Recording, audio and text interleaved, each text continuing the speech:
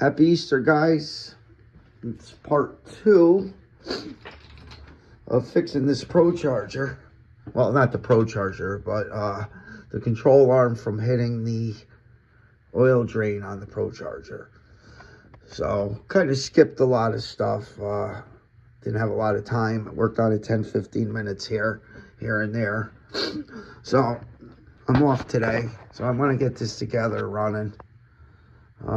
I'll add in a video of what it sounded like without the blower on it. It's definitely more quiet. But down here you can see I got the new oil drain in down to the pan. Again, this is an older one that uses the engine oil. Went through a lot of hose trying to make that. One of these days, I got to buy one of those cool tools to put the AN lines together with. I always say I'm going to buy one, never do. And then when I need it, I wish I did. Still got maybe 1 or 2 lines I got to convert over to stainless braided, but it's really not a big deal. It's a few small sections that pretty much been on there a while. So eventually I'll get that done. But today, I, again, don't have a lot of time. Gotta have dinner with the family. All that fun stuff. Beautiful day too. So I hope to at least get this out at some point today. At least if I just get it and drive it by the beach. It's like 9:30. It's already like 50 degrees. So it's gonna be a beautiful day. So basically, what's left is I just got to put the belt and then the belt tensioner. This is one of the manual ones. It's not spring loaded, so you kind of got to put it on and make sure you got the proper slack so you don't wear out the bearings, stuff like that. Also, at some point I got to get a newer style air filter for this. The one I got, keep big stuff going in there, but you put light behind it, you can actually see through it. So really should do something before I end up going through some dusty areas or dirt or something like that. Again, this thermostat housing, no matter how many times I change the gaskets, sand the intake flat, tried maybe 4 or 5 different housings for the thermostat, and it's still, when I shut off the car, it weeps out of it. So eventually I'll get that fixed. You know, I really should just get a new intake, because on the last motor, the heads were angle milled, the block was decked funny. It was old machine work from a motor that I had bought.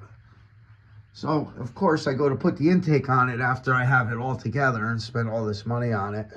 And the intake didn't fit right. So, we ended up having to cut the intake in a few spots to get it to seal.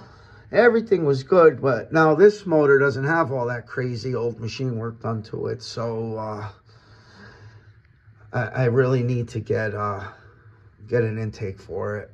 And again, that's something I say, I'm going to get it, and then I don't get it, and then I start using the car and end up getting the antifreeze just weeping out. While it's running, never leaks. It's only when I shut it off. And it screws up the paint down here, and, you know, even though I got the RTV there must be some gaps, because I do get some oil residue from there. You know, I do have the crankcase evac on it. You know, old school shit. Would love to get a vacuum pump for it, but for a street car, I just can't justify the $800-900 or whatever those freaking things cost. You know, I mean, this thing isn't being raced every day. It's not at a drag strip. So it works, at least for now. But I'm definitely going to start taking it easier on this car once I get that IROC on the road. Still waiting on the wheel tubs. I got a call an email from them saying they just had to put the bead locks on the half rounds part of the tubs and they're done. But I think it's going on 10 or 11 weeks, so it's fucking killing me. I could have had the tubs in it and pretty much the whole body of the car done. Got a little bit of floor work to do on that car, but really compared to what I've seen out there, I got pretty lucky with that car. And I thank God for my nephew Gino, who found the car and helped me out getting it and stuff. And he wanted the 5-speed to do a 5-speed swap on his 3rd gen. So I even went and I bought a pretty decent, cheap plasma cutter from Amazon. I think it came, there was like a coupon on it. I think it came to like a $1.80. It cuts through regular sheet metal like easy. But in the beginning, I was having trouble. I never plasma cut before. So I was having trouble. Definitely with the amps and the air pressure on how to do it, how to hold it, and stuff like that. So after fooling around with it here and there for days, I'm getting better at it. Again, I don't think I'll ever really be cutting metal this thick on any consistent basis. I really only started messing around with the thick stuff so I could get this the winch into the trailer. My wife bought it for me for Christmas after I bought the trailer, and I think that was I think it was 4 years ago, and I still haven't put it in there because I keep the GTO in there, and I don't really trailer the car often. So eventually I'll get that in there because one of these days I'm gonna need it because I broke this car and it's gonna suck trying to push it in there, especially if I don't have help. So I'll get that in there. Over here, I still got the motor. This is my E85 pump. Got that off Amazon too. It's unbelievable. I can't believe how fast it pumps. I should have did it years ago when I started the E85. But I got it now. I used to use a Holly fuel pump to do it. It would take, just when I would transfer from drum to drum, it would take me an hour. This thing will do a drum in like under 5 minutes. And pretty soon I got to go down to New Rochelle to get some more E85. Get me going for the summer. I got a little bit, so I could use the car to screw around and stuff, but really can't go far, and I definitely need to get some more. So this is the motor. That's going to go in the 3rd gen. Billet main caps. It's already been clearance for a 4-inch stroke. So I'm going to do a 396 small block for it.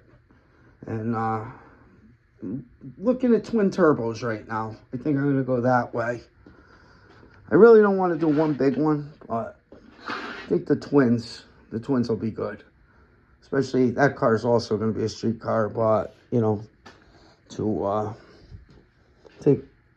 take the pressure off of me beating on this one.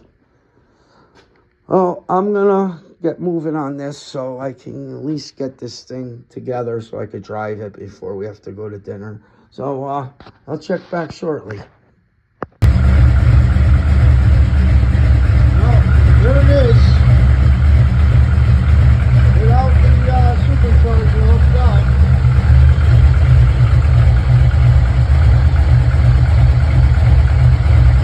See no leaks.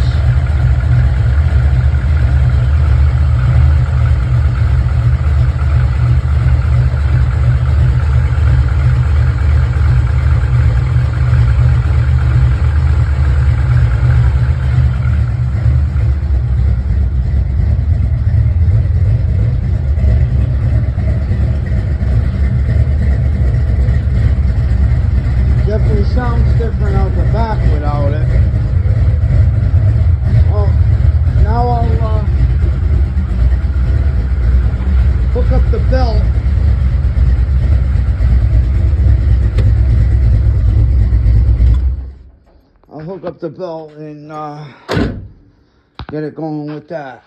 So at least something went right today. I don't, like I said, I do not see. Yeah, there's no leak. That oil on the floor is from the old one.